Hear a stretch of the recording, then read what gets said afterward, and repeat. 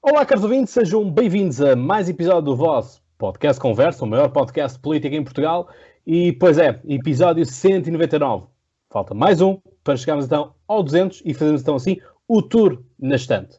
E no tour da estante, bom, vamos encontrar algum sindicalismo também e, portanto, dar aqui as boas-vindas ao Carlos Moreira. Carlos, um grande amigo meu, obrigado por estares aqui. Tu que és presidente da Comissão de Juventude da UGT, portanto, a Central Sindical UGT, e também és secretário executivo, também na direção da UGT. Bem-vindo. Olá, Cláudio. Muito obrigado pelo convite para estar aqui hoje contigo a falar sobre um tema que me interessa muito, sindicalismo. Diz respeito a todos e que pode, de facto, ser uma causa de futuro. Como teve muito passado, também ter muito futuro e acho que sim. Muito bem. Portanto, caros ouvintes, dar-vos aqui uma nota que, portanto, aquilo que vamos falar neste episódio será, obviamente, o sindicalismo em tempo de Covid, em tempo deste coronavírus, porque muitas coisas se alteraram e isso vamos também trazer. E tem sido algo que eu também já vos tenho que estar a lutar nos episódios que eu fui gravando sobre o Covid, sobre o coronavírus, sobre tudo aquilo que estava a acontecer e continuar a acontecer com esta pandemia. Sempre trouxe esta componente social que é preciso nós iremos e valorizarmos também. Mas muitos de vocês têm vindo a mandar mensagens no Instagram, no Twitter, no Facebook, a dizer e tal, estou a perder os episódios. Se tu não deixares o like, não subscreveres e não ativares a notificação, bom, vão-te passar muitos episódios ao lado, depois ficas com uma carga de trabalhos também para os ouvires, para repescares. Portanto, já sabes, é fazer isso. Seguires também nas redes sociais, Instagram, Twitter, Facebook, porque lá serão sempre colocados os episódios e, portanto, é sempre uma questão mais fácil para ti de ir. Carlos, isto é que é o par de trabalho, não é? Exatamente, isso é dar trabalho. Muito bem. Então, olha, durante este processo todo e todo este que ainda está a decorrer, mas sobretudo no início, levantaram-se muitas questões referente aos trabalhos e, portanto, o próprio trabalho, o conceito de trabalho e a forma como fazemos o nosso trabalho, também ele próprio mudou. Eu deixei de estar na escola, deixei de estar no colégio, passei a estar em casa, passei a gravar e a fazer aulas com os meus alunos via Skype, via Zoom, enfim, 30 por uma linha. Os exames nacionais aconteceram, houve as compensações nessa parte, trouxe também na altura o secretário de Estado da Educação para falarmos também sobre esta questão das alterações que iriam existir, sobretudo nos exames nacionais, que é aquilo que preocupa mais, porque lá está, é um processo de evolução para aquilo que é o ensino superior e também para a conclusão, porque houve também muitos boatos de que os alunos seriam sempre chumbados no que toca ao processo, porque as melhorias que iam fazer, alguns alunos tinham repetido, etc.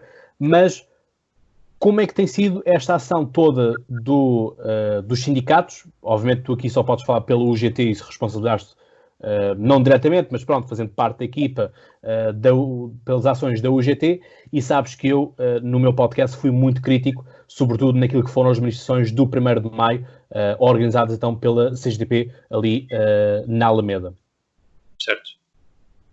Pronto, mais uma vez, dizer claramente que, indo diretamente à tua questão, acho que o sindicalismo em tempo de Covid revelou-se cada vez mais essencial. Ou seja, ao contrário daquilo que nós pensamos que o sindicalismo é algo do passado, algo que hoje já não faz muito sentido no século XXI, revelou-se nestes tempos de pandemia também uma reserva e aquilo que pode ser uma salvaguarda dos direitos dos trabalhadores. Nós na UGT, e eu em particular também aqui no meu sindicato, no Sintap, nós acabámos por continuar a fazer atividade sindical, não fechámos as portas, mantivemos a porta, a porta do edifício estava fechada, mas recebíamos os sócios ou por via e-mail ou por via de telefone, mas também, por vezes, abríamos a porta para atender um sócio que tivesse uma situação mais premente e houve situações, nomeadamente de avaliações ou processos disciplinares, e em que continuaram a acontecer. Portanto, nós somos um sindicato de serviços públicos, não é? E a UGT, que tem uma parte de sindicatos da parte privada, mas também tem uma parte de sindicatos da parte pública, acabaram por nunca fechar e, portanto, os sindicatos tiveram foi que se adaptar. Nós hoje, este próprio podcast é também uma adaptação a esta nova realidade, onde estamos à distância, onde acabamos por não estar em contacto um com o outro, embora possamos estar em contacto um com o outro. E, portanto, o sindicalismo teve que se adaptar. E, portanto, nós não deixámos de fazer atividade sindical, eu não deixei de visitar locais de trabalho, agora não faço, por exemplo, reuniões, não faço aquilo que chamamos os plenários, portanto, não estou reunido com os trabalhadores numa sala fechada, vou fazendo aquilo que são visitas aos locais de trabalho, portanto, anuncio à entidade empregadora que, olha, no dia X, eu e uma equipa de dirigentes vamos passar e vamos falar com os colegas. Obviamente temos todos os cuidados possíveis, não é? Máscara, álcool gel, alguns dos nossos colegas que têm mais problemas de saúde ficaram em funções de retaguarda e, portanto, não fazem este trabalho no terreno, por assim dizer. Agora, muitos de nós acabamos por fazer trabalho à distância e acabamos por estar à distância de um clique. Posso-te dizer que eu, por exemplo, atendi milhares de trabalhadores pelo Messenger do Facebook ou pelo e-mail. E, portanto, foram milhares de contactos que tivemos durante este período. E nós, na UGT, foi entendimento do Executivo que não faríamos as comemorações tradicionais do 1º de Maio e que faríamos uma comemoração adaptada a estes novos tempos e, portanto, o que promovemos foi a gravação de um pequeno tempo de antena para cada um dos líderes sindicais, de cada um dos nossos sindicatos, portanto, são mais de 50 sindicatos que a UGT representa e que agrega, portanto, tem vários setores, e cada um deles teve a oportunidade de gravar uma mensagem de esperança, uma mensagem que entendesse efetivamente, para os seus associados e para os trabalhadores do seu setor. Acho que correu muito bem. Tivemos, provavelmente, mais visualizações, e posso dizer provavelmente, não tenho a certeza, mas tivemos mais visualizações do que provavelmente teríamos se tivéssemos feito o 1º de Maio tradicional, com a possibilidade das pessoas se reunirem. Mesmo mantendo as distâncias sociais, quer dizer, nós tivemos milhares de pessoas a ver só, por exemplo, o discurso do Carlos Silva enquanto secretário-geral da UGT, já para não falar dos outros secretários-gerais dos sindicatos. Portanto, só isso significa que as pessoas estão despertas para esta questão e que, obviamente, o sindicalismo tem que se adaptar para hoje. Portanto, cada vez mais, e eu já tinha tido a oportunidade de estar contigo há uns anos na Moita, e exatamente, se bem te recordas, eu disse que o sindicalismo hoje atravessa um estado em que tem que perceber que a resposta coletiva que era dada há 30 anos, hoje tem que ser acompanhada também de uma resposta individual para cada um dos trabalhadores. E acho que esta questão da pandemia aprofundou cada vez mais esta questão, que também é um problema para nós, não é? Porque a resposta que é dada a mim pode não ser a mesma resposta que é dada a ti. E isto, por vezes, pode levar a uma sensação de que há uma relação individual até com o próprio sindicato. E isto, para a nossa forma de estar e para a nossa forma de pensar o mundo do trabalho, vai em sentido contrário àquilo que temos vindo a pensar, que são as convenções coletivas e é a necessidade de tu te sentires parte de um corpo. E, portanto, em relação ao 1º de Maio, nós achamos que, embora sendo uma resposta coletiva, era também uma resposta individual, mas que correspondia àquilo que eram os pergaminhos da UGT, no sentido de entender e de que o país entendesse que os sindicatos estavam ao lado dos trabalhadores, mas estavam ao lado da população e que não abdicaria nunca da reivindicação, nunca abdicaria daquilo que são os seus princípios, mas que teria que autolimitar-se naquilo que era a sua ação de forma a promover as boas relações e de forma a promover também a saúde pública, ao fim e ao cabo. Não é? Portanto, nós achamos que é assim que deve ser feito, mantemos aquilo que é a nossa ação, temos tentado ao máximo estar seguros e não procuramos, de qualquer forma, pôr em causa os nossos associados e pôr em causa os trabalhadores. E foi esse o nosso sentido e acho que tivemos bem. É isso que eu posso dizer, acho que tivemos bem porque compreendemos o momento que se quer viver, acho que as pessoas não iam compreender e acho que não compreenderam quem agiu em sentido contrário daquilo que era o estado de emergência que o país vivia. Portanto, se as pessoas estavam confinadas em casa, acho que devíamos respeitar esta questão que era para todos e, portanto, nós não somos exceção, não somos diferentes. Embora sendo uma organização sindical, mas não somos diferentes do resto da população, nós também temos filhos, pais, avós e, portanto, acho que demos o sinal claro ao país de que nós estamos com a nossa população, nós estamos com os portugueses e não vamos abdicar nunca das nossas causas, mas entendemos o momento e no momento tem que ser avaliadas e tem que ser decidido de acordo com aquilo que são as circunstâncias. Portanto, acho que é isto. Ou seja, esse tempo em que tu criticaste, e obviamente isso é a tua posição, nós optámos por um caminho diferente que eu acho que foi um caminho muito interessante. Eu próprio gravei... Aqui em causa nunca esteve festejámos o 1º de Maio, porque obviamente que o 1º de Maio deve ser festejado, evidentemente. Sim. Agora, lá está, tem a ver com as circunstâncias. E aquilo que coloco muitas vezes em questão e voltei a fazê-lo quando foi o 10 de junho, que é o Dia Nacional, Dia de Todos Nós, quer dizer, viu-se a esquerda com tanta necessidade de celebrar o 25 de Abril, com tanta necessidade de celebrar o 1º de Maio, mas depois o dia 10 de junho, que não foi celebrado condignamente, não é? Também não houve ninguém a fazer pressão para que fosse celebrado de outra forma. Pois. E essa é que é a questão. Não podem ser feriados, isto foi algo que eu já tinha falado também nos primeiros 20 episódios, se não me engano, acho que o episódio número 18, com o José Ribeiro Castro, que é presidente da Associação do 1º de dezembro, referente à nossa restauração da independência, 1 de dezembro de 1640, que parece realmente que existem feriados primeiro e feriados segunda, não é? E cada feriado tem a sua importância e não pode haver 25 de Abril sem o 1º de dezembro. Do ponto de vista cronológico, se uma coisa não tivesse acontecido, o outro também não se permitiria, e assim sucessivamente. Não é?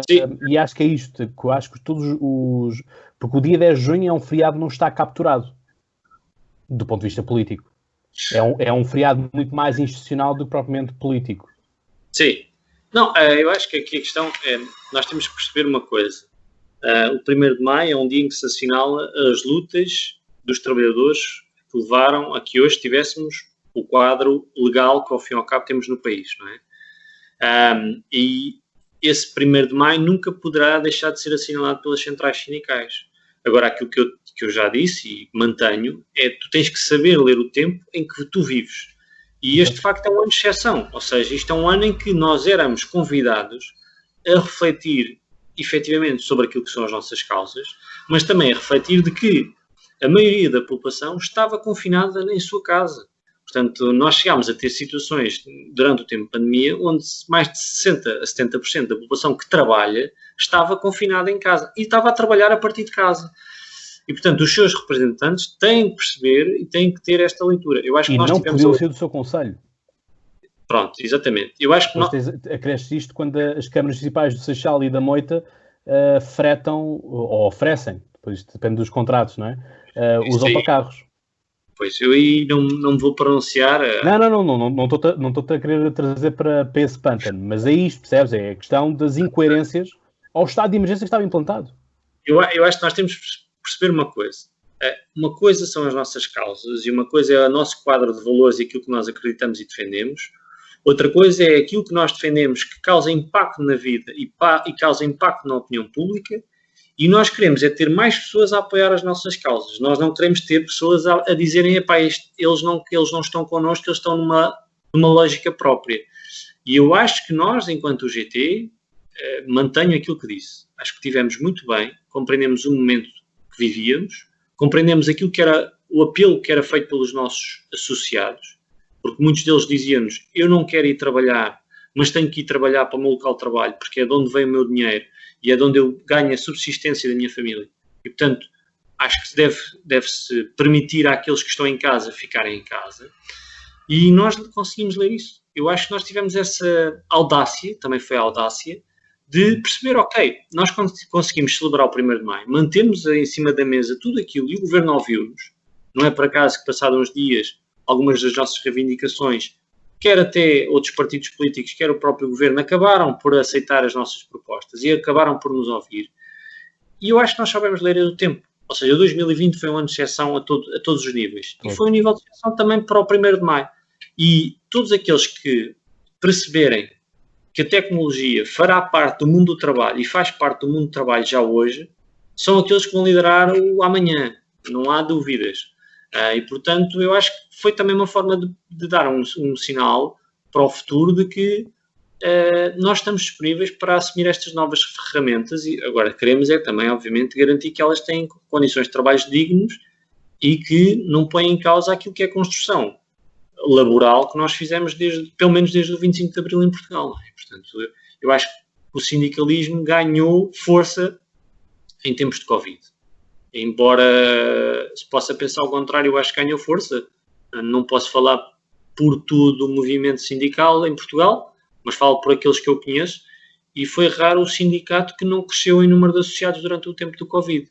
Portanto, perderam sócios. Perderam, como é óbvio, porque há sempre pessoas que perdem os seus postos de trabalho numa situação de crise, mas também ganhámos muitos sócios porque foram pessoas que foram, se calhar, permite-me a expressão, foram apertadas nos seus locais de trabalho para serem mais maleáveis e, portanto, o facto de as pessoas entenderem, não, eu tenho alguém que me pode ajudar a proteger-me e que me protege em última análise, também levou essas pessoas a correrem aos sindicatos. E, portanto, aqueles que mantiveram a porta aberta certamente ganharam mais confiança por parte dos trabalhadores e, ao fim e ao cabo, ganharam mais importância para aqueles que representam, não é? Porque uma coisa é eu saber que ligo para o meu sindicato e que ele não fechou portas, e outra coisa é eu ligar para o meu sindicato ou ligar para a associação onde eu estou e a associação fechou a porta porque veio o Covid.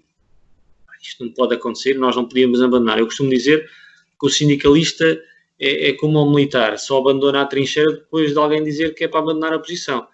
E nós não abandonamos a posição, menos que os nossos sócios nos digam para abandonar a posição. E, portanto, é um bocado por aí. Permite-me fazer aqui um paralelismo, que é, porque também tem sido uma luta diária e temos tido notícias em relação a isso, sobretudo na questão da própria União Europeia, não é? Quer dizer, a União Europeia, em tempo de Covid, é que demonstrou realmente que possibilidade e que pragmatismo é que tem no dia a dia, não é? Portanto, nós vimos que existiam países que estavam a precisar de ajudas, uns que estavam favoráveis a que essas ajudas fossem disponibilizadas, outros, tal autodenominado grupo dos frugais, achavam que não era necessário ou que não devia ser dados tantos apoios, mas isto agora também levanta-nos uma questão, que é, afinal, existem fundos que podem ser dados a fundo perdido, não é? Portanto, quando nós tivemos todos estes anos, e sobretudo nós aqui em Portugal, com a intervenção da Troika durante a governação de Pedro Passos Coelho, em que nós tivemos a ideia, não é, de temos que cumprir a Troika, ir além da Troika e que não há dinheiro e não há margem e o Tratado Orçamental Alemão, não é? Afinal, o caminho pode ser outro e a austeridade não é a única solução prevista, não é? Portanto, gosto de fazer este paralelismo também porque acho que é um paralelismo feliz que nos mostra que quando existe algo superior a nós, no sentido do ponto de vista hierárquico, ou de que fazemos parte de uma comunidade e aquela instituição, porque os sindicatos são instituições, servem para nos ajudar, não é? Para colaborar. Porque, quer dizer, um sindicato que estás num aperto, como estavas a dizer também, do ponto de vista laboral e do ponto de vista empresarial, e também, se não te responde, então por que estás ali a pagar cotas? Não é? Não pode ser apenas pelos descontos que estão associados ao cartão, não é? Portanto, acaba por ser muito assim. Mas tocaste num ponto que fazemos já a transição para outro ponto de discussão. Portanto, esta parte aqui do 1º de Maio era mais assim uma introdução e pronto, lá está. Falar também de como é que tem sido a atividade no terreno, por assim dizer. Continuamos a ter a CGTP a querer fazer manifestações presenciais, a fazer o desfile de tarjas e coisas assim do género. Mas passamos para uma outra realidade do trabalho, que é o teletrabalho, que já existia, mas agora se afirmou cada vez mais, mas ainda assim nem tudo é possível.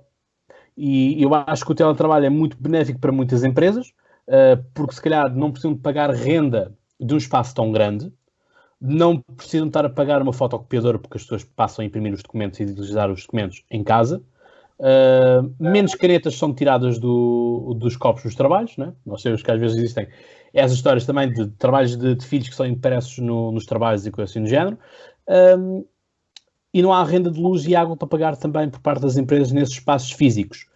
Todavia, empregadas de limpeza não podem estar ao telefone com as suas entidades empregadoras e dizer, patroazinha, agora varra assim o chão e o pano do pó na televisão.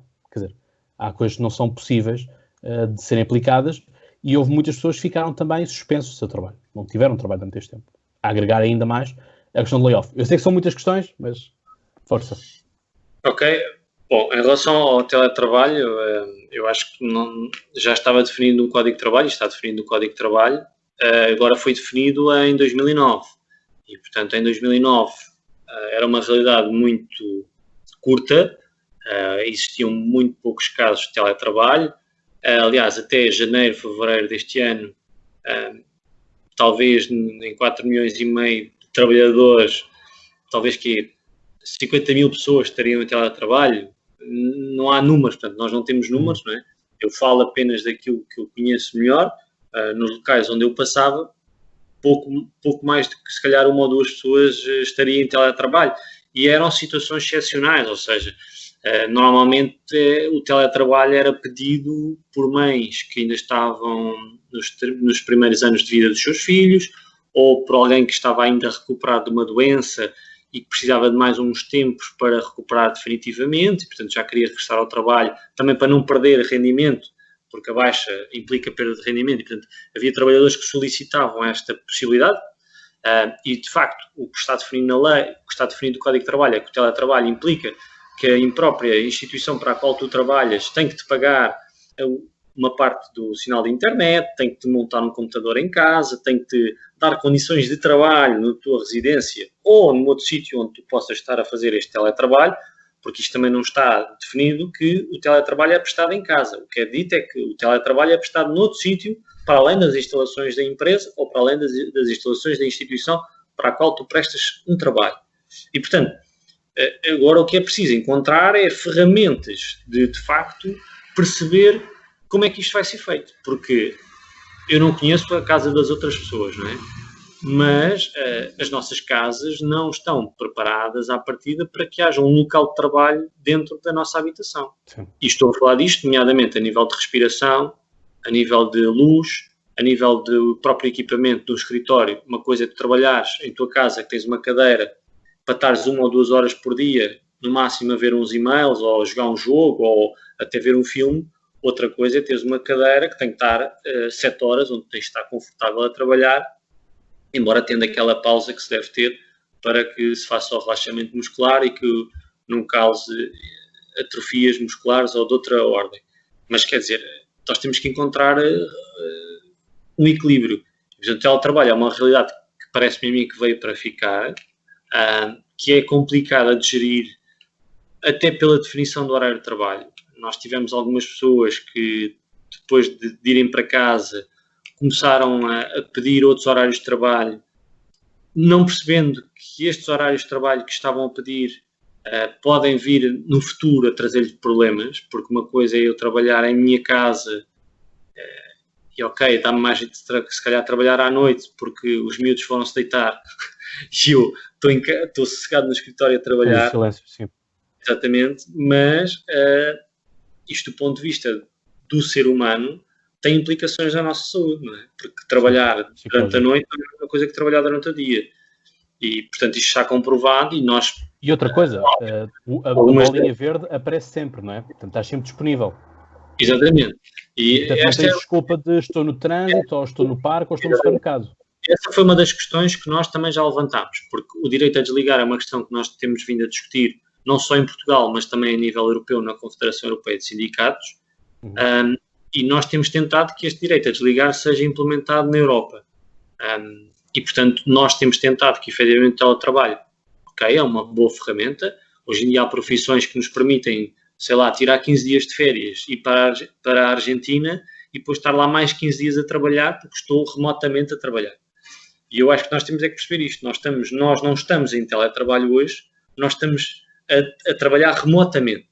Portanto, porque ainda há uma larga percentagem de trabalhadores que está a trabalhar remotamente que não tem regras definidas. Ou seja, nós não conseguimos aferir. E o que queremos é que na negociação coletiva se possa definir claramente o que é o teletrabalho dentro de cada empresa, obviamente partindo de uma raiz comum, mas há coisas que temos que adaptar a cada setor. Portanto, e garantir, de facto, condições para os trabalhadores. Eu acho que é isto que é importante, porque o que tu fizeste em fevereiro foi literalmente dizer às pessoas, vocês têm que ir para casa, nós neste momento não temos VPNs para dar a todos, nós neste momento não temos computadores a dar a todos, quem tiver computador, quem tiver uma VPN, muito bem, quem não tiver, vai para casa e vai fazendo o trabalho possível. E nós, à medida que isto vai evoluindo, vamos comprando equipamento. E, portanto, foi isto que aconteceu. Não vale a pena estarmos aqui, mesmo nas empresas maiores. Deixa-me dizer-te uma coisa, que eu fui primeira vez que eu saí de casa para ir compras, foi para aí em março ou abril, e quer a box, portanto fui ao Mada Fórum, e quer a box do Jumbo, quer a FNAC, estavam vazias de computadores, vazios de microfones e de webcams. Exatamente.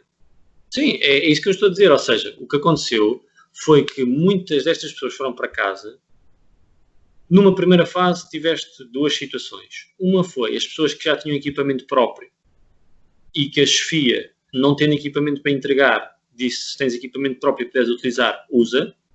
Tiveste a situação onde as pessoas foram para casa e não havia equipamentos para distribuir, ou havia equipamentos para distribuir, mas ao fim do tempo as entidades empregadoras pediram os equipamentos de volta porque não estavam em condições.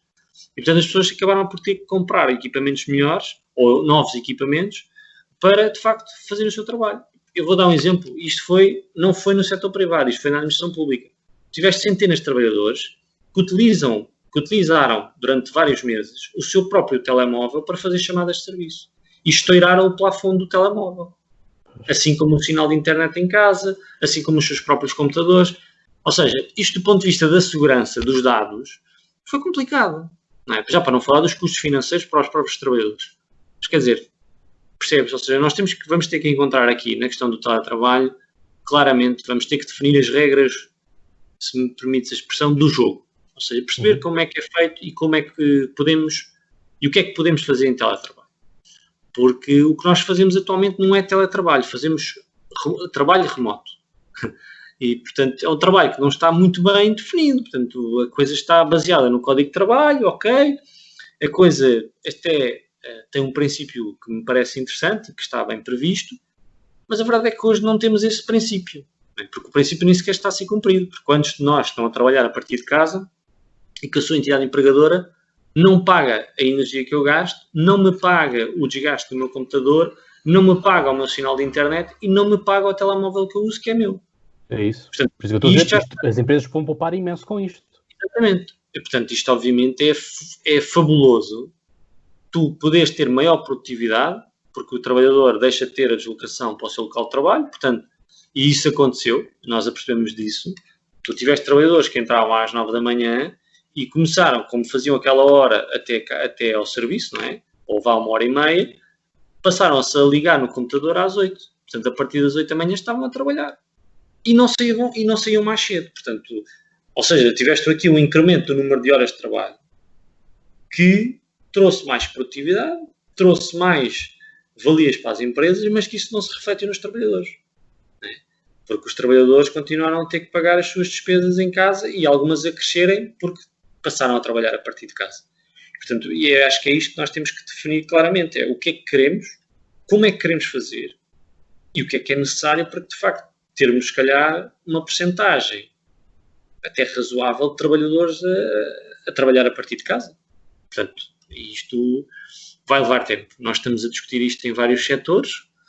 Estou em crer que não será fechado nos meses mais próximos, mas vai ter que haver uma solução até legislativa, no sentido de perceber qual é o quadro que vai nascer desta pandemia. Agora sim, o teletrabalho veio para ficar. Eu acho que isso é uma realidade que nós não podemos pôr de lado e não podemos dizer que não vai acontecer, porque aconteceu.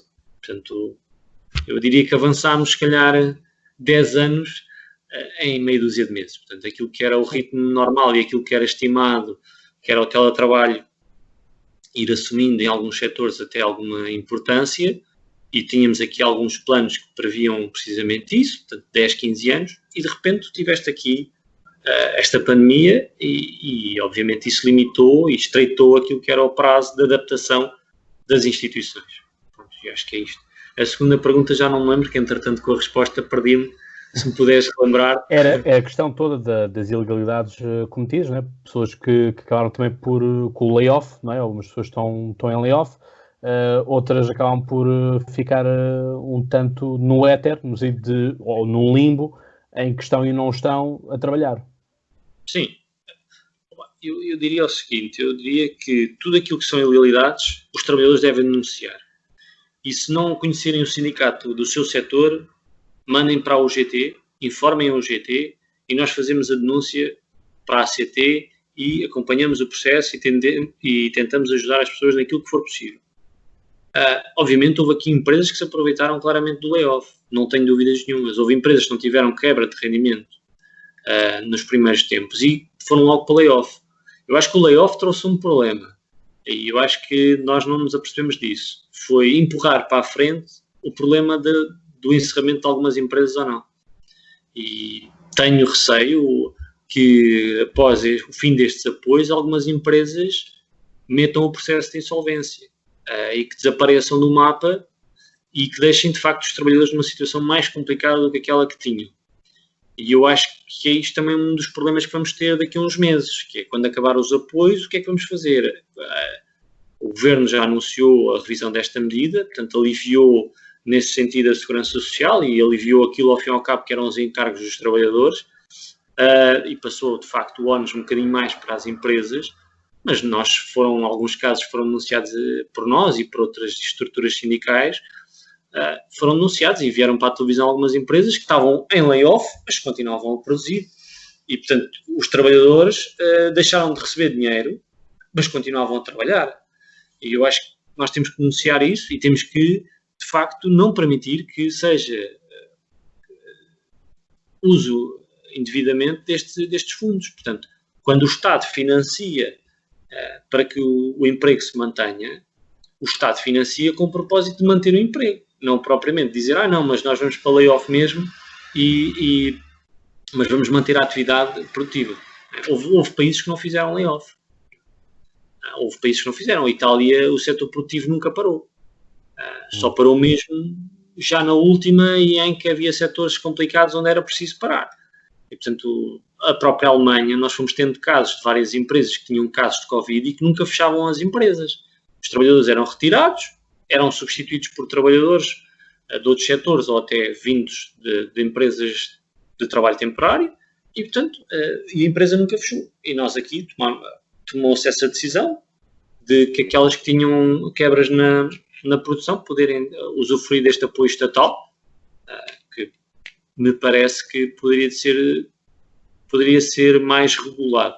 Pronto, eu acho que é isto, ou seja, o facto de haver carência de inspectores de trabalho, mesmo com o reforço que foi feito há 2 anos e que ainda estão num processo de aprendizagem, para ser franco, nenhuma estrutura estava preparada para a pandemia. Sim. Quanto mais uma inspeção, quanto mais uma autoridade para as condições de trabalho, que já tinha um quadro de trabalhadores muito curto para aquilo que eram as necessidades e que de repente leva ainda mais com esta pandemia em que tem que fiscalizar se de facto o layoff está a ser cumprido ou não pelas próprias empresas. Isto é complicado a gestão disto. Mas sim, houve. E há aqui uma situação que eu gostaria de dizer claramente e que a UGT não vai deixar cair, que é a questão dos contratos a termo, em que muitas das grandes empresas não despediram, do ponto de vista legal eu não posso dizer que despediram, mas que não renovaram os contratos a estes trabalhadores e que estamos a falar de alguns milhares de trabalhadores. Não é? E, portanto, tudo isto causa mais pressão no sistema da segurança social, causa mais pressão naqueles que trabalham, porque ao fim e ao cabo aqueles que trabalham são aqueles que descontam e que financiam o sistema e, portanto, de repente, quanto menos estivermos a trabalhar, mais difícil vai ser pagar as prestações sociais a estas pessoas. E eu estou a falar disto, dos contratos a termo, por uma razão, porque de facto a grande maioria deles são jovens e, portanto, estamos a empurrar esta geração que já levou com a crise de 2008 e com a Troika e com as medidas para além da Troika e vamos ter que apertar o cinto e vamos ter que poupar e não vamos ter emprego para a vida toda. Foi isto que nos foi dito. E ao fim de 11 anos nós ultrapassámos, entramos num ciclo de crescimento económico em que parecia que tudo estava a correr bem. Nós fomos denunciando que não estava a correr tudo bem e que muito do emprego que era criado era emprego precário e era um emprego que não dava estabilidade à vida dos jovens. E agora veio a pandemia e isto comprovou-se. Tivemos milhares de jovens que foram mandados para a rua pelos seus contratos não serem renovados e que neste momento estão numa condição pior. E mais, muitos deles não têm acesso ao subsídio de desemprego porque não trabalharam ainda o número de meses suficientes para ter direito a eles. E, portanto, é isto que estamos a falar, ou seja... E o mesmo para os trabalhadores, para os imigrantes? Exatamente. Que eu também lembro-me na altura, quando eu falei desculpa estar a te interromper, quando eu falei na altura da questão dos apoios que iam existir para os recibos verdes, aliás, o episódio chama-se mesmo assim, houve um caso de um ouvinte brasileiro que disse: eu cheguei aqui há 6 meses, comecei a trabalhar, fiquei sem emprego, e agora o que é que eu faço? E ele também estava fora desses apoios da Segurança Social. Eu acho que temos que perceber isto, ou seja, aquilo que foram as opções que foram tomadas, não sendo más, porque não foram más, permitiram e deixaram de fora estes milhares de trabalhadores. Ou seja, estes trabalhadores que estão no fim da cadeia, não é? Porque nós procuramos ajudar as empresas, continuamos a procurar ajudar as empresas, alavancar as empresas, porque pegando até num discurso de alguns políticos, são as empresas que criam emprego. Ok, isto até pode ser muito correto do ponto de vista teórico. Do ponto de vista prático, nós temos milhares de trabalhadores que perderam os seus trabalhos e que neste momento estão a recorrer a ajudas sociais, seja ao Banco Alimentar, seja à junta de freguesia para irem buscar roupa, seja para pagar as contas, ou até mesmo outros apoios, e que estão a fazer pressão. Porquê? Porque nós procuramos ajudar as empresas e não procuramos ajudar os trabalhadores nestas situações. A própria TAP, que é uma empresa que tem uma participação, não renovou uma série de contratos a uma série de trabalhadores. Estamos a falar mais de 1000 trabalhadores. Só nesta situação da renovação de contratos. E em setores tão essenciais para a empresa. E isto é complicado. Não é? Porque, quer dizer, como é que tu geres esta questão do ponto de vista social? E nós, sindicatos, estamos cá para denunciar este tipo de situações. Não é que estejamos contra ninguém, mas não podemos estar a favor quando são deixados de fora milhares de trabalhadores que perderam os seus postos de trabalho e que é aquilo que eu digo. O trabalho é a fonte de rendimento dessas famílias e, portanto, se a família não tem mais nenhuma fonte de rendimento, nós estamos a condenar esta geração a uma pobreza. Não é? E relembro que nós tínhamos mesmo assim, apesar de alguma melhoria de indicadores, nós tínhamos ainda uma percentagem muito grande de trabalhadores abaixo do limiar de pobreza, ou seja, pessoas que trabalhavam, mas cujo salário não lhes permitia viver acima do limiar de pobreza. Portanto, sem trabalho, como é que vai ser? E supostamente o trabalho dignifica, não é? Exatamente. O trabalho, costuma-se dizer que tem que haver trabalho digno. E a verdade é que o trabalho digno significa uma política de rendimentos muito diferente para o país. E eu acho que é isto que nós temos que voltar rapidamente para esta trajetória de facto, de dar rendimento a quem trabalha para que, efetivamente, as pessoas possam ter uma vida digna. Porque trabalhar para sobreviver não é uma vida digna, ou não é aquilo que nós entendemos como uma vida digna e com empregos de qualidade. E, portanto, eu acho que esta questão do Covid veio, ao fim e ao cabo, também levantar alguns problemas que vinham sendo denunciados por alguns de nós e que, de repente, passaram a estar às claras de todos. Não é? Basta olhar para o Algarve, onde o desemprego cresceu acima de 100%. Já para não ir ao número concreto, para não assustar muito os nossos ouvintes. E, portanto, a verdade é esta. Não vale a pena fugir, não vale a pena dizer que não, a verdade foi esta. E, portanto, o Covid trouxe apenas ao de cima aquilo que já estava desenhado no terreno e agora temos que saber lidar com ela e saber ultrapassar e procurar resolver de vez, não todos, já não digo não todos, mas pelo menos uma boa parte destes problemas que temos vindo a denunciar. Sim, porque é mesmo isso, não é? Nós estamos agora com um paradoxo naquilo que é a vinda ou não vinda de turistas ingleses, não é? E estamos todos, ou seja, mas temos sobretudo o Ministro dos Negócios Estrangeiros, Augusto Santos Silva, que prezo muito e gostei muito de o ter também aqui no podcast. Enfim, fazer aqui um fim-capé, e eu acho que o António Costa não o deixa fazer mais, porque senão podia ser um grande enclave diplomático, mas, quer dizer, o pessoal quer que os espanhóis venham, que os italianos venham, os franceses venham, os ingleses venham, mas eu honestamente estou numa postura que é não venham para não piorar o nosso país, do ponto de vista pandémico. É que depois tens esta faca de dois gumes, não é? Eu não te queria interromper, mas eu vou dizer uma coisa que tenho pensado e temos pensado até ao nível da juventude e daqueles que são os ativistas jovens dos sindicatos da UGT. Ao contrário da crise de 2008, em que muitos de nós depois fomos convidados a sair e emigrar, neste momento, nesta crise, nós não temos sítio para onde ir, porque a crise afeta todos os países. E, portanto, nós não podemos propriamente procurar melhores condições de vida lá fora, noutros países.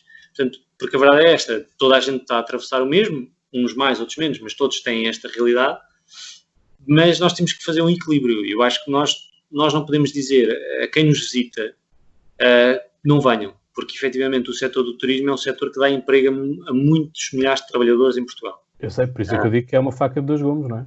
Portanto, nós não podemos dizer isto. Aliás, o facto de nós estarmos na lista negra desses países, de alguns desses países, eu diria que o critério foi mal definido, não é? Porque definir que é o número de casos de Covid por 100 mil habitantes, isto é muito redutor, porque nós temos regiões no país que nem passaram ainda a centena de casos. Assim como também temos regiões que estão complicadas, não é? Mas temos regiões que não passaram a centena de casos. Mas eu também não posso dizer a um país que, ok, diz aos seus cidadãos, olha, vocês quiserem ir para Portugal, vão para lá, mas quando voltarem, vocês entram, muito bem, porque nós não podemos negar o acesso aos cidadãos nacionais, vocês entram, mas têm que estar num período de quarentena. Eu acho que, quer dizer, temos que perceber, é aquilo que eu dizia na resposta à primeira questão. Tem que haver um equilíbrio, nós temos que perceber que o ano de 2020 é um ano de exceção. Se eu gosto de fazer férias, sei lá, nas Maldivas, e sei que quando chegar das Maldivas vou ficar 14 dias de quarentena, então se calhar eu este ano, em vez de ir para as Maldivas, faço turismo cá dentro. Eu até estou à vontade porque eu gosto de fazer turismo em Portugal. Quando vou de férias, faço férias em Portugal por costume. Não tenho o hábito de ir para o estrangeiro. Portanto, até estou à vontade nesse sentido. Mas repara, eu acho que este ano nós temos que perceber isto, que é, nós os portugueses temos que alimentar o nosso mercado de trabalho. Porque a verdade é esta, nós ao fazermos turismo em Bragança... Mas com que preços? Repara... A questão é esta, é que o nosso, e eu faço muitas vezes neste podcast, o paralelismo com a realidade parisiense, que é uma realidade que eu conheço muito, em que os cafés, os bistrôs que eu costumava ir, em que eu bebia um café por €1, dava comigo já a pagar quase 4€ por um café. Entende? Certo. Ou seja, Paris e algumas zonas, em especial de Paris, começaram a ter um comportamento louco. Eu gosto muito do capitalismo, mas o capitalismo também não pode ser assim selvagem e não pode ser a rebaldaria, percebes? Não pode ser a ideia do mercado autorregular. Senão, o mercado pode regular, mas tem que ser o Estado também, uma mão invisível a domesticar o capitalismo selvagem. E, portanto, aquilo que eu sinto é que Lisboa também entrou um bocado nesse capitalismo selvagem, em que tu tens coisas que estão feitas, uns para os turistas nacionais e outros para os turistas estrangeiros, em que tu estás na rua e um empregado de um restaurante ou de um hotel ou o que quer que seja, aborda-te numa língua estrangeira e não na tua língua nacional. Sim, eu estou a dizer, com que preços? É assim, eu acho que houve alguns sítios onde isso aconteceu. Eu estou à vontade porque eu trabalho na Baixa, e a Baixa de Lisboa, pese embora esteja de facto, está maravilhosa, está espetacular, né? Esteve obras de reabilitação urbana que são brutais e de facto hoje a cidade tem outra luz.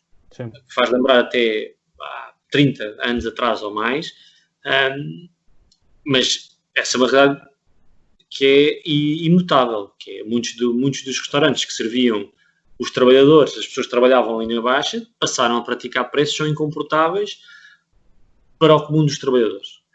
Mas eu diria o seguinte, eu diria que essas pessoas também já perceberam que vão ter que se readaptar a esta nova realidade. Não é por acaso que tu tens, hoje em dia, alguns dos menus que antigamente deixaram de ser distribuídos em português, passaram a ser distribuídos outra vez em português. E, portanto, os preços baixaram. E não estou a falar neste caso concreto da Baixa, estou a falar em vários sítios onde eu tenho passado, porque pelas funções que tenho... Sim, isso é de uma forma geral. Acaba por obrigar-me a conviver com esta realidade. E aquilo que tu dizias, que de facto alguns dos empregados nos abordavam em inglês ou até em francês, é verdade. Quando as pessoas se apercebiam que eu era português, às vezes até ficavam admiradas do género, vem um português aqui. Mas eu acho que isso é uma realidade que nós temos que saber ultrapassar. E eu acho que este ano, sobretudo este ano no verão e no inverno, porque eu acho que a segunda vaga vem e quando vier vai ser complicado também gerir do ponto de vista financeiro para algumas empresas e para alguns setores que dependem muito da sazonalidade, nós temos que, enquanto portugueses, ficar dentro do território de Portugal. E temos que, a que preço, dizes-me tu? Mas o preço é assim, se eu não puder fazer 15 dias de férias, faço uma semana. E a outra semana estou em casa, pronto. Não sei. temos que nos adaptar. Eu acho que é aquilo que eu dizia, ou seja, o ano 2020 é de facto um ano de adaptações, que podem ser só pontuais, ou seja, pode ser só este ano. Não é? Eu tenho consciência que uma semana no sul de Espanha é mais barata do que uma semana no sul do Algarve, no sul de Portugal. Mas a realidade é esta. Como é que nós vamos mudar isso? Não sei, se calhar com outras atrações, com outras possibilidades, com outros mercados que possam vir. Por isso é que eu digo, né? Quer dizer, é muitas coisas. E eu vou-te ser sincero, há muito tempo que eu não via regiões a fazerem tanta campanha na televisão. Sim. Mas cá está. A região que eu via a fazer assim um turismo mais agressivo, além do Algarve, e o Algarve já não faz um turismo agressivo já há muito tempo, mas a única que estava constantemente, com uma grande periodicidade ao longo do ano, era a região centro. Sim. Sim, até porque... O lema deles é a região centro, uma região dentro do país, ou país dentro do... Sim, eu não sei se tu tens ideia, eu tenho ideia porque o turismo de Portugal, nós também temos lá muitos trabalhadores que estão associados aqui no nosso sindicato, no Sintap, e portanto eu tenho alguma noção disto, e a região de turismo do centro é quase metade de Portugal. Sim, tenho feito noção, mas é a forma como se projeta. Portugal continental, né? Diga-se, mas é uma região enorme e, portanto, tem necessidade de projetar porque tem uma realidade também muito dispar naquilo que são as suas diferentes atividades. Portanto, eu acho que é muito interessante. Mas sim, tu tens razão, hoje temos mais... Mas cá está, veio da necessidade. Ou seja, agora até é do Trás-os-Montes, que eu não sabia que existia. Pronto, porque as regiões têm necessidade. Sabia que existia a região de Trás-os-Montes, não é? Mas não sabia que havia uma associação específica para Trás-os-Montes, percebes? E que divulgava assim o turismo. Sim. A questão depende para onde as regiões estão viradas, não é? E há necessidade às vezes de atrair certos mercados. E eu acho que nós temos que perceber isto. Ou seja, nós hoje, enquanto Portugal, temos necessidade de atrair outra vez o turista português. Para criar também emprego, para estabilizar emprego. E eu acho que um dos grandes desafios do setor do turismo é de facto a sazonalidade. Ou seja, como é que esta sazonalidade de algumas das nossas regiões se compadece com uma crise sanitária. E vai ser complicado, não tenho dúvidas disso. Portanto, eu acho que também houve muita ganância, percebes? No sentido do querer fazer lucro à força toda de tabular outros preços da forma. Eu posso dizer que esse meu café que eu costumava ir fechou portas com a questão do terrorismo em França, que foi outra pandemia, por assim dizer, não é? Escala diferente, consequências diferentes, evidentemente, mas foi uma pandemia. Tiveste ali uma série de ataques a acontecer. E o restaurante, o bistrô, não quis baixar o preço. E o preço a pagar foi fechar o bistrô. Claro. Pronto, é aquilo que eu te dizia há pouco. Eu acho que tem a ver com esta questão de perceber o mercado onde estás a viver, adaptar-te, teres alguma necessidade de adaptação. Eu acho que esses negócios vivem sempre muito disto. Agora, também era aquilo que tu dizias, tem que haver uma mão invisível em algumas coisas. Se calhar é haver uma limitação, não sei. Também estou aqui se calhar a ir para fora das minhas águas, mas se calhar ter que haver alguma limitação, a ter que haver uma certa tentativa de que o próprio Estado possa regular algumas coisas. Agora, como é que tu vais regular o preço? Ou seja, como é que tu regulas o teto? Porque um hotel pode sempre dizer, eu tenho aqui um serviço diferenciado que implica que eu tenho que ter este custo. Sim. Eu acho que isto é o princípio básico da lei da oferta e da procura. Não é? Se há procura para aquele preço, eu não tenho que baixar o preço. Não é? E depois isto também... pode subir. Exatamente. Pronto. Eu não gosto muito do sistema capitalista, vivo nele porque assim o é, mas cá está, percebes? Ou seja, este princípio básico é daqueles princípios que tu não consegues fugir. Se tu tens procura... Olha, por computadores, não é? Por causa do Covid. Sim. Se calhar houve empresas que se aproveitaram e subiram ligeiramente os preços, de forma a até não se notar muito que tinham subido o seu lucro. Estou aqui a especular, atenção, não tenho dado... Sim, mas é fazível. Porque agora tens uma grande procura e a oferta reduz. Eu fui à procura de uma cadeira de escritório para a minha casa, para o meu escritório em casa, e estava esgotado. Um modelo que eu queria. E depois perguntei, olha, também esta é gira, também gostava. Essa também está esgotada. Eu também não tenho uma cadeira. Ele disse, tenho aquela que é mais barata, mas olha, não lhe aconselho a estar muitas horas sentada nela. porque cá está, é a tal cadeira que tu usas para estar 1, 2 horas sentada. Sim. E estamos a falar, eu não vou dizer o nome da empresa, mas era uma empresa de mobiliário enorme, que quer dizer, não tem supostamente perdas na cadeia de distribuição, não é? Portanto, mas isto agora tu vês também com o facto de as bicicletas estarem esgotadas. exatamente. Eu ainda ontem posso dizer que fui à Sport Zone e estava uma senhora a perguntar por uma bicicleta azul que lá estava e o empregado disse: a maioria dessas que estão expostas já estão reservadas e estão esgotadas. Pois, era aquilo que eu estava-te a dizer há pouco, ou seja, a lei da oferta e da procura acaba por obrigar Isto vai mudar muita coisa, não é? Sim. A forma como as pessoas se deslocam para o trabalho também. Sim. Vai ser interessante esta mudança. Eu acho sempre interessante assistir às mudanças sociais. E, portanto, vai ser mais uma mudança que vamos assistir enquanto geração. E, portanto, eu acho que vai ser interessante. Teremos que nos adaptar a esta realidade. E sim. vamos viver com ela. Sim.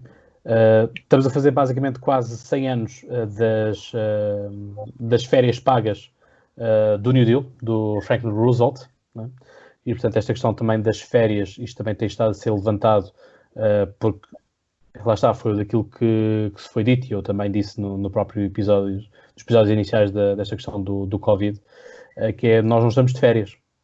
Portanto, isto não é férias e também desengana essas empresas que acham que os seus empregados também estão de férias, porque para mim férias é estar descontraído, em que a tua cabeça está liberta, não é? Portanto, não é estares em casa, nem a incerteza se daqui a um mês vais trabalhar, se daqui a 2 meses vais trabalhar, isso não são férias. Não é? Sim. E, portanto, sei que agora também as empresas fizeram com que, enfim, não percebi muito bem a notícia, mas a notícia era de quem estava em layoff, já tinha descontado basicamente 15 dias de férias. O período de layoff correspondia a 15 dias de férias. Lá está, isto é incomportável, isto não faz sentido que assim o seja. Tu tiveste situações, e nós denunciámos algumas delas, que algumas empresas pediram aos trabalhadores que estão em layoff, pusessem em pausa o layoff e fossem de férias. E nós denunciámos essa situação, porque houve pressões inarráveis, para não dizer um palavrão, por parte de algumas entidades empregadoras. E nós denunciámos algumas dessas situações à Autoridade para as Condições de Trabalho. Eu sei que alguns casos já estão a ser acompanhados e já estão a ser resolvidos. Algumas empresas acabaram por já ter que pagar algumas multas sobre outras áreas. Esta, por acaso, não tenho conhecimento que tenham pago ainda, ou que tenha sido resolvido, mas é capaz de já haver alguma situação aí resolvida. Mas a verdade é esta, quer dizer, nós temos que garantir alguma liberdade nesta questão ao trabalhador. Ou seja, o trabalhador tem que ter direito a gozar férias, como tu dizes e bem, para gozar férias, não propriamente para estar preocupado se no mês seguinte nem é se vai trabalhar, é se vai ter trabalho. Sim. Porque muitos deles, aliás, já há quem diga que a seguir ao fim do layoff vamos começar a assistir aos escritórios de advocacia a meter processos de insolvência aí nos tribunais, sim, assim, em catadupa. Vamos esperar para ver, vamos ver o que é que vai acontecer. Estou expectante nesse sentido. Acho que é preocupante se isto vier a acontecer, mas é tal coisa, legalmente as empresas não vão estar contra o espírito da lei, não é? E, portanto, aqui o que é importante... Não podem.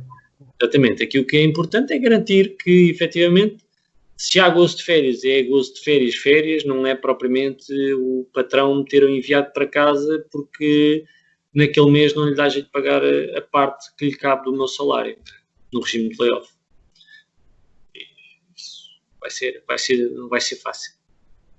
Exato. A questão é mesmo muito essa, e pronto, isto tem muitas consequências, não é? Porque também temos muitos trabalhadores que são trabalhadores estudantes, e cujas faculdades também não, portanto, continuam a impingir a propina, tal e qual como ela é, sem termos feito usufruto das instalações.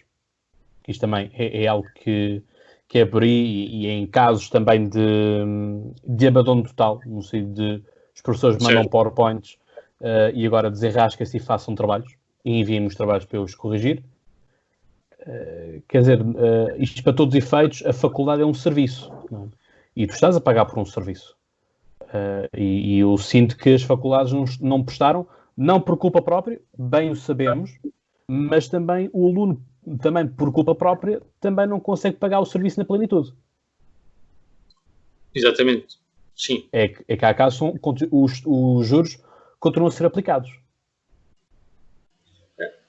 Eu sou sincero, essa situação acompanhei mais ou menos de perto até certo momento, depois a partir de um determinado momento não acompanhei, foi um colega meu que acompanhou. Eu acho que nós temos que e este pensar, é um problema das faculdades e sobretudo das universidades terem autonomia própria. Sim, mas a questão é o que se tem levantado sempre, ou pelo menos no tempo em que eu ainda estava na faculdade, né, quando eu estudava na universidade, o que se levantava era que as nossas propinas pagavam ou seja, a despesa corrente de uma universidade. E, portanto, em vez das propinas servirem para pagar, por exemplo, centros de investigação, acabavam por servir para pagar a conta da luz, da água, o papel. E, portanto, eu acho que é um subfinanciamento que tem havido às universidades e que contribuiu nesta questão. Tu dizes bem, mas os teus alunos não têm condições para pagar.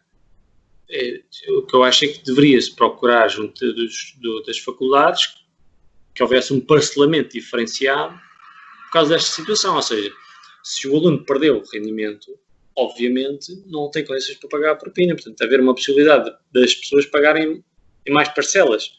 Eu, por exemplo, na minha altura, desculpa, na minha universidade só se podia pagar em 2 prestações, quando eu entrei, e eu lembro que a meio do meu curso o sistema mudou, portanto passou-se a possibilitar pagar em 4 prestações. E eu sei que havia universidades que permitiam até mais prestações do que provavelmente estas 4 prestações anuais.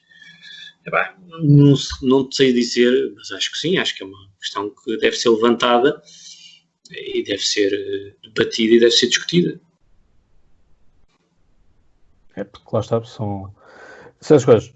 Carlos, estamos quase com 1 hora de programa. Vamos terminar também com uma questão que eu próprio também levantei no podcast, na altura, quando foi a greve dos caministas e de condutores de matérias perigosas, e que é a questão do nova forma de estar do sindicalismo, e que o sindicalismo deve também, lá está, como estavas a dizer, e bem ao longo deste episódio também, que é evoluir e tudo mais. A questão é que temos muitos sindicatos que estão parados no tempo e no espaço. Aparecem-nos novos sindicatos, novos players, em que facilmente depois os mídias vêm dizer que são grupos inorgânicos, têm outros interesses por trás, têm ligações político-partidárias, enfim, inventa-se toda uma linha, como se qualquer outro sindicato não pudesse ter um sindicato clássico, que já existe há muito tempo, também não possa ele ter interesses político-partidários imiscuídos, ou uma grande percentagem dos seus sócios serem membros de um partido e haver um partido mais predominante dentro de um sindicato. Isso acho que deve ser um problema que deve ser tratado do interior do sindicato, e portanto acho que a sociedade não tem a ver nada com isso. Mas é isto, é a questão de isto já não podemos ser ludistas, não é? E irmos para as empresas e escavacar as máquinas como se fazia, não é? no século XIX, deste movimento do Ludi, para requisitar-se outras formas de regalias de trabalho. Como diria alguém, poder podes, mas não deves.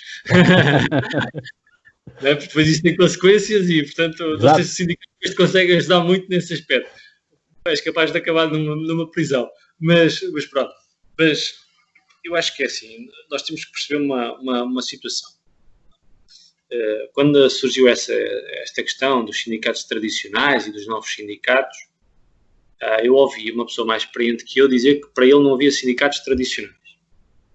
Que havia estruturas que são representativas de trabalhadores e com as quais os trabalhadores se identificam mais numa forma de estar ou mais noutra. E, portanto, isto é uma coisa, é uma verdade que parece-me correta, não é? É uma afirmação que me parece correta, e eu acho que o sindicalismo hoje vive muito também daquilo que é a sua capacidade de fazer advocacy, ou seja, aquilo que nós mais corriqueiramente dizemos lobby.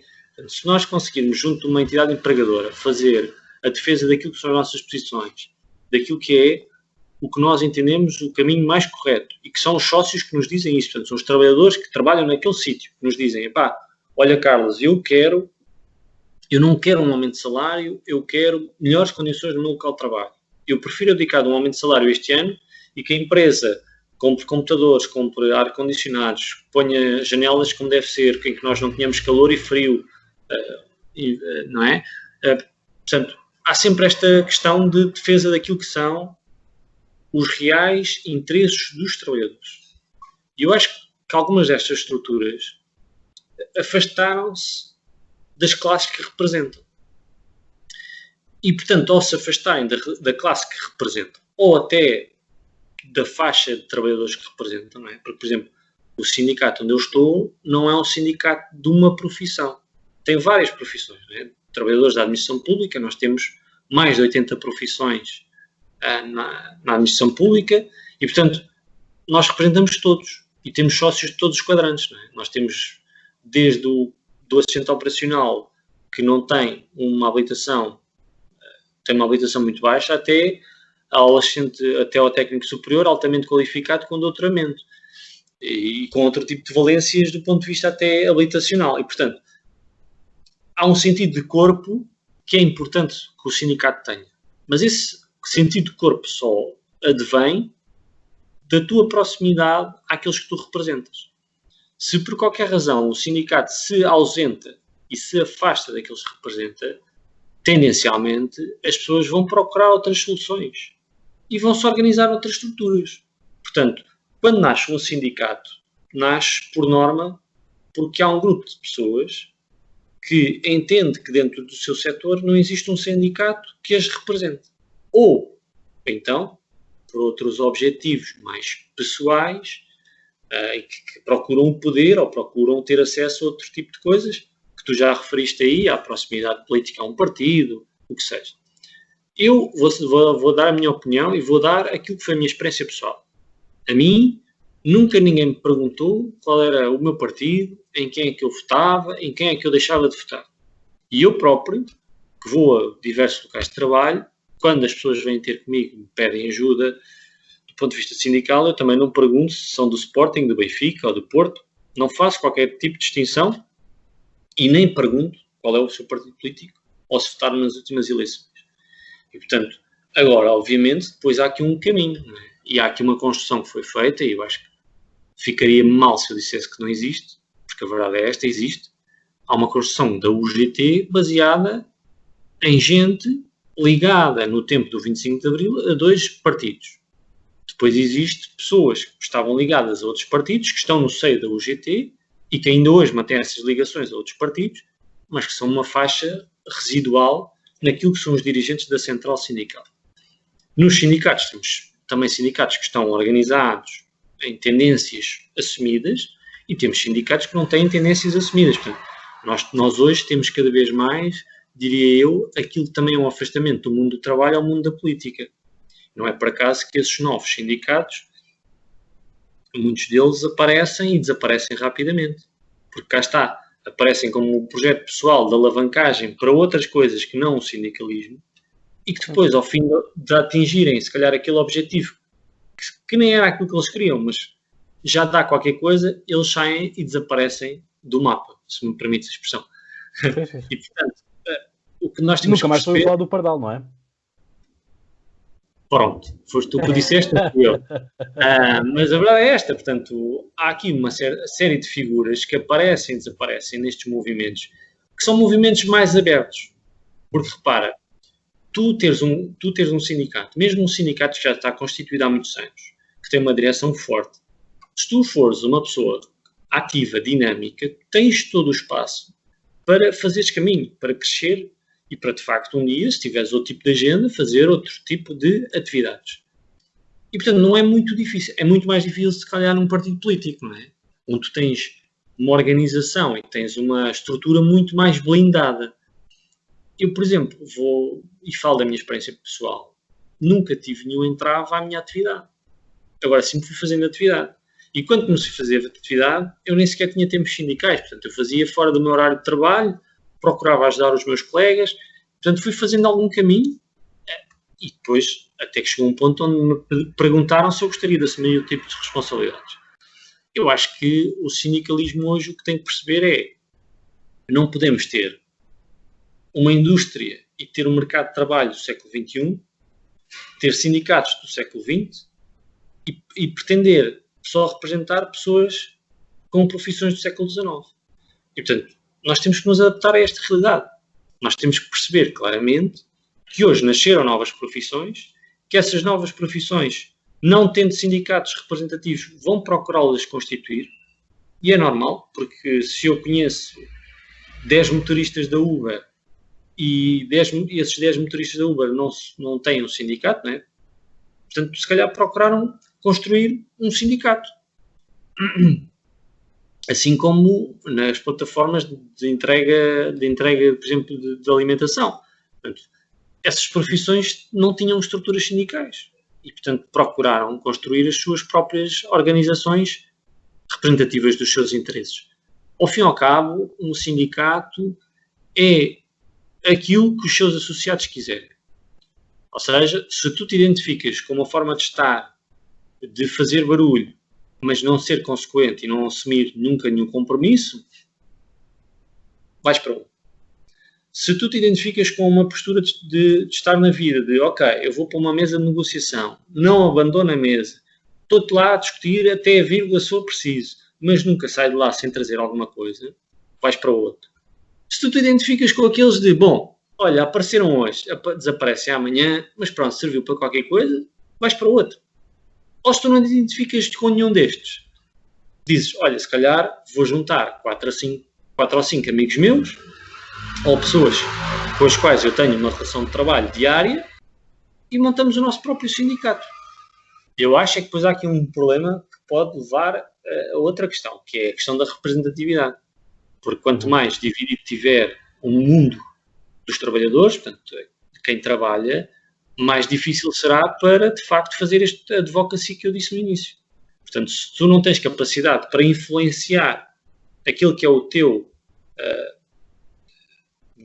não é oponente, mas que é o teu interlocutor. Patronato. Exatamente. Portanto, porque tu, quando estás a falar do outro lado da mesa, obviamente, a entidade empregadora sabe quantas pessoas tu representas dentro daquela empresa. Não é? Assim como também nós sabemos aquelas que estão nas associações empresariais e aquelas que não estão em nenhuma associação e que procuram andar sempre ali a fugir um bocado até a cumprir o Código de Trabalho às vezes. Não é? Quanto mais fazer a negociação com os sindicatos. Portanto, hoje o mundo do trabalho vive, de facto, esta pluralidade de ideias e pluralidade de formas de estar. E eu acabo como comecei a nossa entrevista, que é, nós temos que perceber como é que o sindicalismo do coletivo se adapta a estes tempos em que as próprias pessoas são também mais individualistas. E, portanto, não é fácil explicar às vezes esta questão.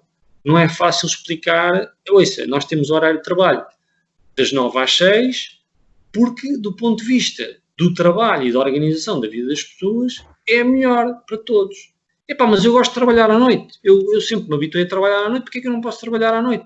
Epá, mas trabalhar à noite tem consequências para a sua saúde, percebes? Ou seja, é fazer um bocado às vezes o trabalho de pedagogo, que é fazer alguma pedagogia de explicar às pessoas porque é que nós trabalhamos num sentido e porque é que não trabalhamos num outro sentido. E porque é que às vezes nós defendemos até, aceitamos aumentos diferenciados, quando nós partimos às vezes de uma posição que é, temos que haver aumentos para todos. Ok, esta é a posição de início. Agora tenho que me encontrar algures a meio da ponte e tentar trazer alguma coisa para o meu lado. E o meu lado são os trabalhadores, não é o outro lado. Portanto, até porque lá está, contratos coletivos de trabalho é uma coisa demodé aos dias de hoje. É tal questão. Sobretudo quando começas a inculcar estas coisas, os contratos a termos, os recibos verdes, estas coisas vão sendo diferentes. Isto para quem é sindicalizado, para quem é também o próprio sindicato, torna-se mais difícil porque, lá está, tu facilmente chegavas e assim, bom, eu tenho aqui este grupo de 30 trabalhadores que têm as mesmas circunstâncias e, portanto, eles são os 30 que foram contratados em 2010 e, portanto, querem um aumento de X. Outra coisa é tu dizer assim, bom, está aqui o Manel, foi contratado na semana passada, está aqui o Joaquim há um mês atrás, são coisas diferentes. Sim. E que, se calhar, da forma como também foram admitidos, às vezes as equipas de recrutamento dizem, bom, se entrar este mês tem mais este bónus, depois tem o outro, e tu entras no mês seguinte, já não tens o bónus que o outro teve, acaba por ser tudo muito mais difícil de lá está, de conseguires encontrar uma unidade e uma relação de força. Mas esse é um dos problemas. Isso é um desafio para nós, mas isso é um dos problemas do nosso mercado laboral em Portugal. Sim. Porque o facto de nós considerarmos que a relação individual está acima da relação coletiva é o que, em última análise, nos prejudica a nós enquanto trabalhadores. Porque, repara, o facto e tu tocaste aí num ponto, que é, se eu for contratado num mês X, eu recebo X mais o bónus. Mas se eu for contratado no mês seguinte, já não vou receber isso. E isto leva a uma competição que não é saudável. Uma coisa é eu querer ser bom na minha profissão. Outra coisa é eu querer lixar o outro da minha profissão. E o problema é que muitos destas novas formas de recrutar pessoal têm este pensamento por trás, que é, se tu fores recrutado agora, nós garantimos-te isto. Mas olha, se tu tramares o outro tal ao teu lado, tu ainda vais ganhar mais isto. E isto é um dos problemas. Exatamente, é um canibalismo laboral que tem existido e que eu acho que é preciso pôr travão. Ou seja, repara, nós e não vou entrar nas outras áreas, mas vou entrar aqui na minha área, nós negociámos um acordo coletivo para os hospitais públicos do país, em que define, finalmente, carreiras para essas pessoas. Ou seja, há regras de progressão, há regras de como é que as pessoas entram e deixa de entrar porque eu gostei dos óculos do Cláudio e vou-lhe pagar 900, já não gosto dos óculos do Carlos, vou-lhe pagar só 600. Portanto, há uma definição de regras. Eu acho que o importante destas relações coletivas é definir regras. Ou seja, eu sei que eu não sou discriminado pela camisa que eu uso, pela cor dos olhos, pela cor da pele, pelo credo. Eu sou valorizado exatamente igual. Ou seja, as condições de acesso são iguais e as condições de evolução são iguais. Eu acho que isso é o mais importante. Ou seja, tu tens noção de que podes atingir o topo de carreira na tua empresa, desde que sejas um trabalhador bom, sejas um bom trabalhador, acho que é o básico. Qualquer pessoa quer ter sempre a perspectiva de futuro. Quando nos dizem, não há emprego para a vida, pois, está bem, também eu acho que os jovens hoje em dia não querem fazer a mesma função a vida toda. Acho também isso, sim. Percebes? Mas as pessoas querem alguma estabilidade. Eu hoje já não quero, sei lá, pregar porcas durante 40 anos num automóvel. Não é? Se calhar eu hoje quero, fazer aqui 3 ou 4 anos na linha de montagem, a fazer uma função e depois, passar 2 ou 3 anos, estar a fazer outra função. E isto vai criando dinâmica. Eu acho que acima de tudo, nós temos que perceber... E se calhar também não no mesmo sítio. Exatamente. Hoje trabalhas em Lisboa, amanhã já trabalhas no Porto e vais assim. Tens de ter alguma estabilidade. Ou seja, tu não podes ter um mercado de trabalho que, para te permitir a mobilidade, digamos assim, te põe precário. Não. Porquê é que tem que haver recibos verdes quando tu tens um contrato a termo? Uhum. O contrato a termo prevê precisamente isso, ou seja, o contrato a termo para uma determinada função num determinado período. Porquê é que tem que haver o recibo verde? Não faz sentido. Assim como também não faz sentido que tu fiques permanentemente a contratos a termo durante mais do que 2 anos. Porque agora com a revisão do Código de Trabalho fica só Sim. em 2 anos. Isso foi uma luta que nós tivemos. Portanto, foi uma luta que a UGT fez e que eu próprio também fiz, de que de facto limitar tem que se terminar com os contratos a termo. Ou seja, o contrato a termo é pensado com a lógica de é um serviço pontual que a pessoa vai prestar numa determinada empresa. Não é o princípio normal, não é o princípio regular das relações de trabalho. O princípio regular das relações de trabalho tem que ser a contratação coletiva, ou seja, eu entro, sei lá, vou dar um exemplo estapafúrdio, mas eu entro para a fábrica que faz compota e eu sei, eu entro para a fábrica que faz compota e toda a gente que vai para aquela função entra a ganhar X. E depois, mediante o normal percurso do trabalhador, vai evoluindo. Portanto, eu acho que isto é fundamental. E, portanto, o sindicalismo hoje vive